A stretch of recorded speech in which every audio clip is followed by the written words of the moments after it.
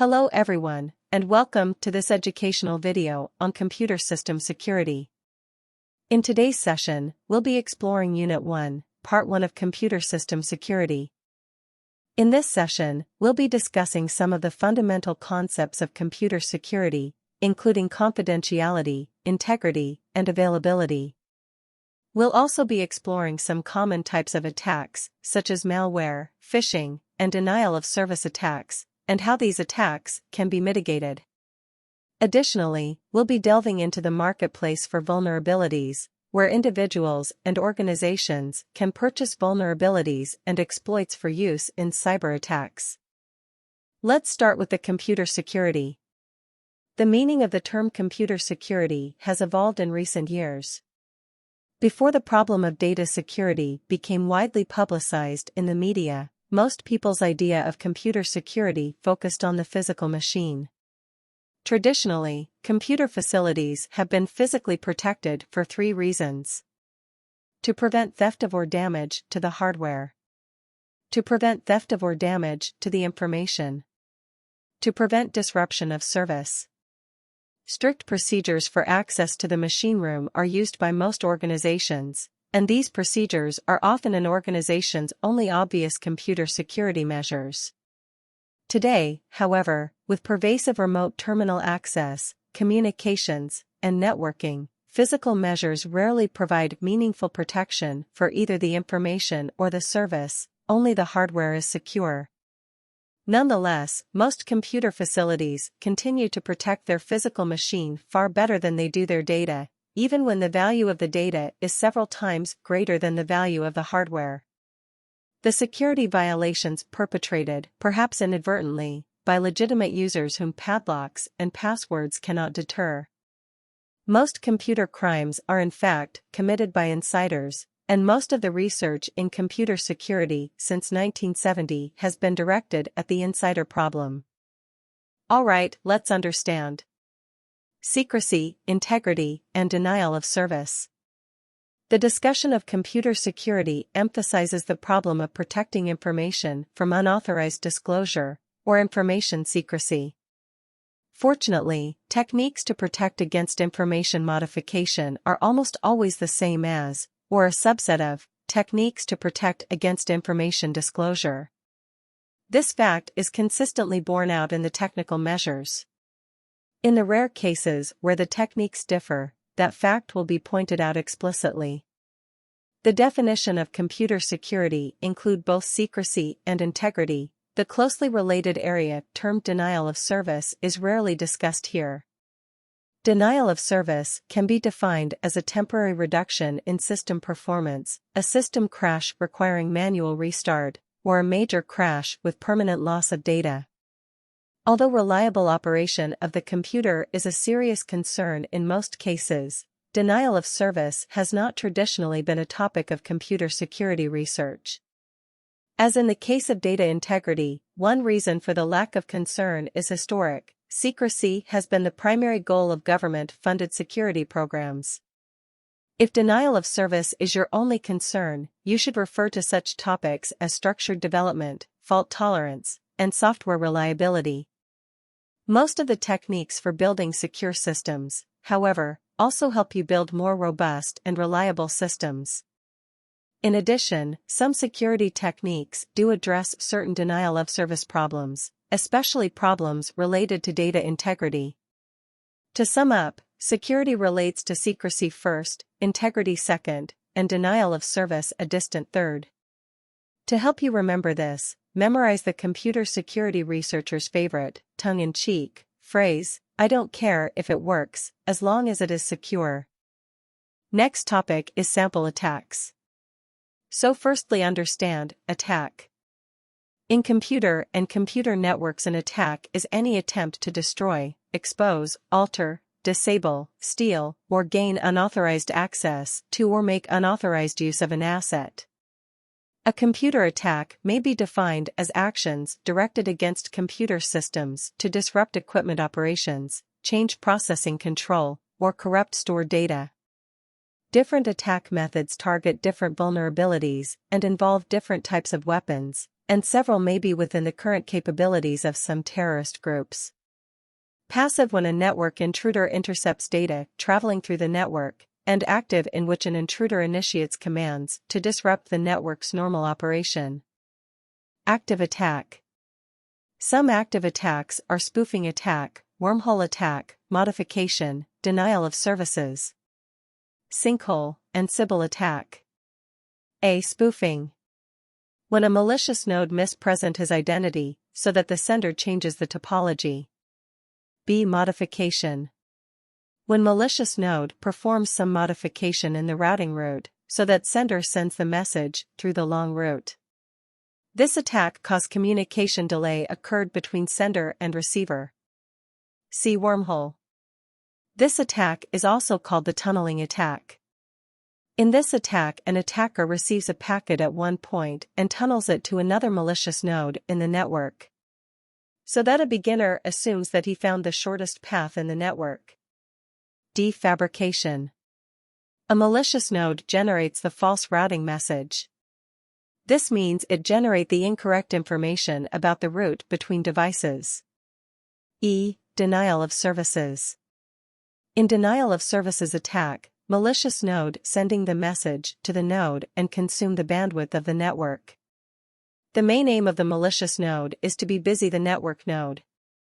If a message from unauthenticated node will come, then receiver will not receive that message because he is busy, and beginner has to wait for the receiver response. F. Sinkhole. Sinkhole is a service attack that prevents the base station from obtaining complete and correct information.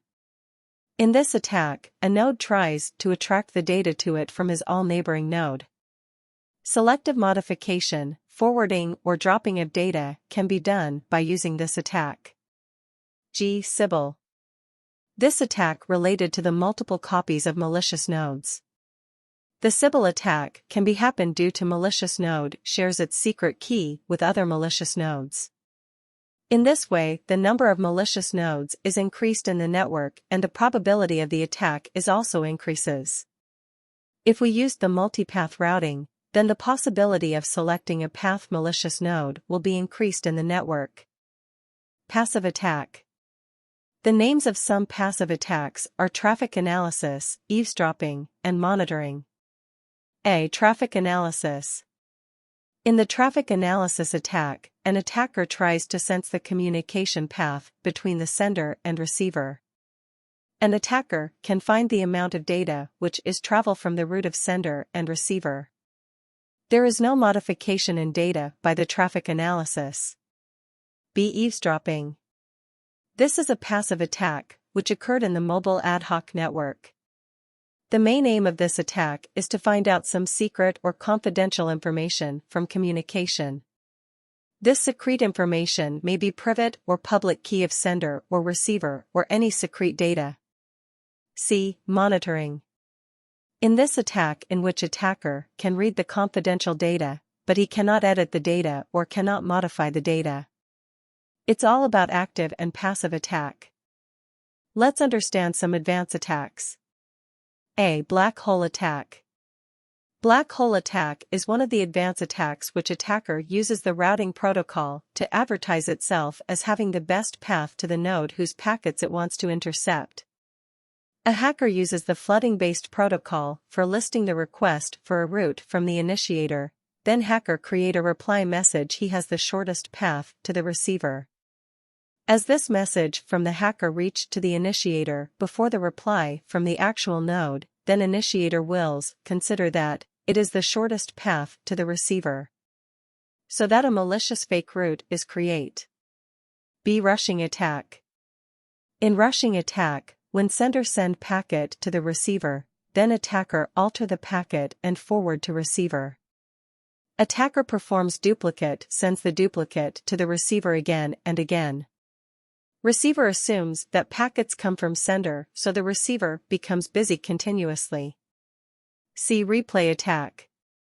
In this attack, a malicious node may repeat the data or delay the data. This can be done by originator who intercept the data and retransmit it.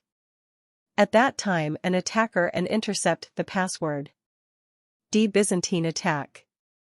A set of intermediate node works between the sender and receiver and performs some changes such as creating routing loops, sending packet through non-optimal path or selectively dropping packet, which result in disruption or degradation of routing services. Location disclosure attack. Malicious node collects the information about the node and about the route by computing and monitoring the traffic. So malicious node may perform more attack on the network. Let's understand some important attack case studies in brief. First one is WannaCry. WannaCry was a ransomware attack that spread rapidly in May of 2017. Like all ransomware, it took over infected computers and encrypted the contents of their hard drives, then demanded a payment in Bitcoin in order to decrypt them.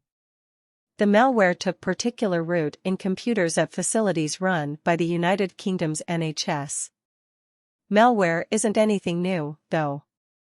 What made WannaCry significant and scary was the means it used to propagate. It exploited a vulnerability in Microsoft Windows using code that had been secretly developed by the United States National Security Agency. Called Eternal Blue, the exploit had been stolen and leaked by a hacking group called the Shadow Brokers. Microsoft had already patched the vulnerability a few weeks before, but many systems hadn't upgraded. Microsoft was furious that the US government had built a weapon to exploit the vulnerability rather than share information about the whole with the InfoSec community. Next one, NotPetya. Petya was just another piece of ransomware when it started circulating via phishing spam in 2016. Its main claim to fame was that it encrypted the master boot record of infected machines, making it devilishly difficult for users to get access to their files. Then, abruptly in June of 2017, a much more virulent version of the malware started spreading. It was different enough from the original that it was dubbed NotPetya. It originally propagated via compromised Ukrainian accounting software and spread via the same Eternal Blue exploit that WannaCry used. NotPetya is widely believed to be a cyber attack from Russia against Ukraine, though Russia denies it, opening up a possible era of states using weaponized malware. Next one is Ethereum. While this one might not have been as high profile as some of the others on this list, it deserves a spot here due to the sheer amount of money involved. Ether is a Bitcoin-style cryptocurrency, and $7.4 million in Ether was stolen from the Ethereum app platform in a matter of minutes in July. Then, just weeks later came a $32 million heist. The whole incident raised questions about the security of blockchain-based currencies. Some other are Equifax.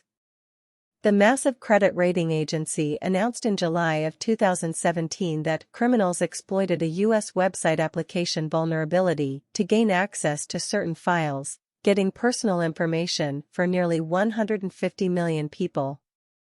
The subsequent fallout enraged people further, especially when the site Equifax set up where people could see if their information had been compromised seemed primarily designed to sell Equifax services. Ed Sofer, CEO of Seneca Global, says the Equifax breach is particularly bad because they had already been told about the fix. It needed to be implemented in a tool called Apache Struts that they use, well before the breach even happened. And yet they failed to do so fully in a timely manner. To prevent such breaches from happening requires a shift in culture and resources. This was not a technical issue, as the technical fix was already known. Equifax certainly had the resources, but it clearly did not have the right culture to ensure the right processes were in place and followed. Next one, Yahoo. This massive hack of Yahoo's email system gets an honorable mention because it actually happened way back in 2013, but the severity of it, with all 3 billion Yahoo email addresses affected, only became clear in October 2017. Stolen information included passwords and backup email addresses, encrypted using outdated, easy-to-crack techniques, which is the sort of information attackers can use to breach other accounts. In addition to the effect on the account owners, the breach could spawn a revisiting of the deal by which Verizon bought Yahoo, even though that deal had already closed. The truly scary thing about this breach is that the culture of secrecy that kept it under wraps means that there's more like it out there. No one is excited to share a breach, for obvious PR reasons, says Mitch Lieberman, director of research at G2 Crowd. But the truth eventually comes out. What else do we not know? One of the important GitHub. On February 28, 2018, the version control hosting service GitHub was hit with a massive denial of service attack, with 1.35 terabytes per second of traffic hitting the popular site. Although GitHub was only knocked offline intermittently and managed to beat the attack back entirely after less than 20 minutes, the sheer scale of the assault was worrying. It outpaced the huge attack on Dyn in late 2016, which peaked at 1.2 terabytes per second. More troubling still was the infrastructure that drove the attack. While the Dyn attack was the product of the Mirai botnet, which required malware to infest thousands of IoT devices, the GitHub attack exploited servers running the memcached memory caching system, which can return very large chunks of data in response to simple requests. Memcached is meant to be used only on protected servers running on internal networks, and generally has little by way of security to prevent malicious attackers from spoofing IP addresses and sending huge amounts of data at unsuspecting victims. Unfortunately, thousands of memcached servers are sitting on the open internet, and there has been a huge upsurge in their use in DDoS attacks. Saying that the servers are hijacked is barely fair, as they'll cheerfully send packets wherever they're told without asking questions. Just days after the GitHub attack, another memcached-based DDoS assault slammed into an unnamed US service provider with 1.7 terabytes per second of data. Next topic is HE Marketplace for Vulnerabilities, where you can buy vulnerability information and exploits or the product of hacking. Example: credit cards information like username, date of birth, date of expire, etc. By finding security bugs, you can make money. There are 3 ways to make money from bugs. 1. Bug bounty programs, white hat hackers, doing for good. If any one of you found any vulnerability in one of their products, and if you reported, then, depending on the vulnerability and its risk that it possesses, you will get various S of money. Example: Google Vulnerability Reward Program, up to $100,000. Microsoft Bounty Program, up to $100,000. Mozilla Bug Bounty Program, $500 to $3,000. PWN2 Own Competition, $15,000. 2. Some services are there that collects vulnerability information and might pay. They are also for good purposes. They would inform to the company so that the patch can be released. Example: ZDI, iDefense, 2K, $25,000. 3. Black market, bad one. It is where you go and sell vulnerability that you have found. Example: Zero-day attack. 4. Botnet services. People who owns botnets could also use botnets for pay-per-install (PPI) services. They will advertise that if you want any particular exploit/payroll to be installed in some other people's machines, they can do it. And if you can somehow install that exploit in those people's machine, and you can bring information to yourself. For example, keylogger, etc. PPI operation. 1. Own victim's machine. 2. Download and install client's code. 3. Charge client. Now, let's understand a very important and most asked topic in exams is Error 404 Hacking Digital India Part 1 Chase. It includes mobile attacks, through .apk files, etc. By creating a kind of Trojan file, for example, an Android.apk file. This is the .apk file that will be distributed all over the internet. And a person whosoever downloads this file, their phone will be hacked easily. They are always bound by some games like Candy Crush, Mini Militia, and Clash of Clans, etc. You may never know, but that file may contain a backdoor in itself. Your all details can be accessed without your knowledge, like photos, call logs, messages, etc., so it's a kind of spy. So, we can access everything that's there in your phone. There is an option for recording from the mic, and after hacking, attacker can listen to what you speak. It is like a crypto locker. It will not harm your computer, but it will encrypt everything inside your computer. And if it is encrypted, it will ask for a decryption password, and to decrypt, you need a key. And that key will only be generated only when you pay a certain amount of money into a Bitcoin, virtual money, address. So that is why it is called ransomware. More number of things you connect to the internet, greater will be the vulnerability. Today, absolute security is virtually non-existent. Web application attacks, phishing, etc. Hacker can make phishing pages, duplicate pages, for different websites, which asks for login and other details. The hackers just need a medium, and the internet is the medium to attack someone. Every stakeholder today is increasingly using data and information in the electronic form. There is no denying the fact that earlier we used to be connected to the internet, but now we are the part of internet. With the result, there is blurring of the lines between the physical worlds and the virtual world. So, it's relatively becoming easier to hack, not just because there is so much data, there is also a wide availability of hacking tools on the internet in a very easy manner. Network attacks, MITM, etc. By bypassing the firewall, hacker could open anything inside our restricted internet connection. Today, the demand for hackers is increasing. The reason being that IoT is now almost everywhere. Internet of Things is basically the idea that all the gadgets that you have, including your washing machine, smart TV, satellite receiver, are all capable to running software. So why not make a network of these things? So that from one we can control the other, and for them to also cooperate with each other. For E.G., if your phone rings, your TV volume might automatically reduce for you to be able to take that call. You might, from your phone, want to turn on your AC 15 minutes before you reach home. So, these are the things that people are thinking in terms of use cases. The problem with this is that by creating this connectivity, vulnerability in one device can propagate into other devices, and therefore it can take over your entire system. Generally, IoTs are hacked by using MITM attacks. The new tactic was carried out by hackers using a virus to take control of millions of personal devices connected to the internet, like home routers, DVRs, baby monitors, and security cameras without their owner's knowledge. There are three potential cyber attacks that are the most common. One is the web application attacks, second is mobile application attacks, third is network attacks.